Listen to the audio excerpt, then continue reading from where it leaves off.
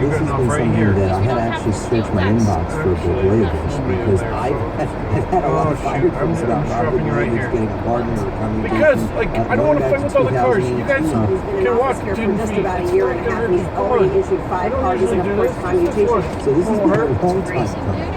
And one source that I spoke to about this process, this helps me a lot, okay? when it's a pardon, Donald Trump has the Donald Trump express lane, if you will, that he can kind of do these things a little faster. When it's a commutation of the sentence, there's no actual process.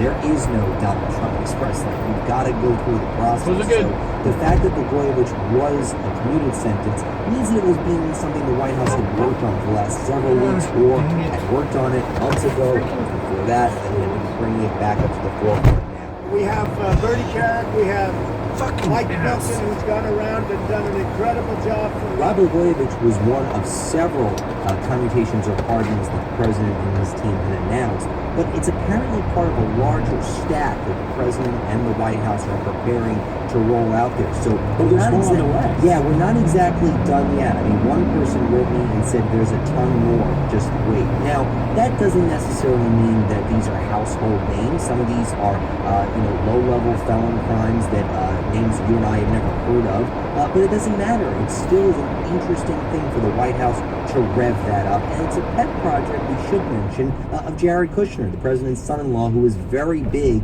in the criminal justice reform battle. So altogether, I mean, what are these picks? Because they are unusual picks. What do they say about this president, this presidency? Well, I mean, look, Rod Blagojevich was a Democratic governor. It's a little interesting that a Republican president is pardoning him. It was a prosecution by the same people, Comey, Fitzpatrick, the same group, very far from his children. I think it does have to go to the fact of how the president was lobbied about this.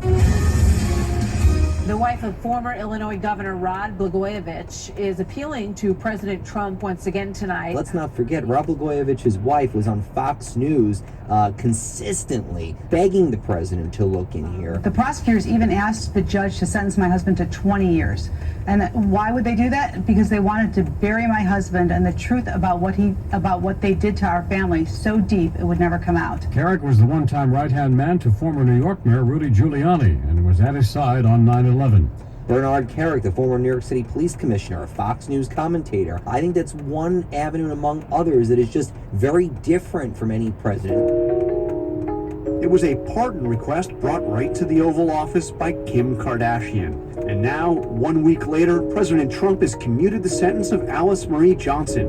I do think a very big difference here, Brad, when it comes to what this president is doing compared to his predecessors, is that these are controversial pardons. This comes amid a flurry of pardon activity by the president. He pardoned controversial conservative Dinesh D'Souza, who had pleaded guilty to making illegal campaign contributions. He's also floated the idea of pardoning Martha Stewart. Not to say other presidents haven't done them, but they usually do them when they're packed up, ready to go, and leaving the White House because their term's over. Donald Trump's not out. He's got a few more months in this term, and as we all know, he's up for re-election. So you're saying you have a problem with the tweets? Yes. Well, I have a problem with some of the tweets. Well, that's the thing. I mean, looking forward, it seems like there's one other big name looming over all this, and his name is Roger Stone, right, John? I mean, we're going to see him sentenced tomorrow is the plan. Pierre Thomas actually got to speak to the Attorney General about this, but President Trump is the guy who could conceivably pardon Roger Stone. Does that complicate things with the Justice Department right now?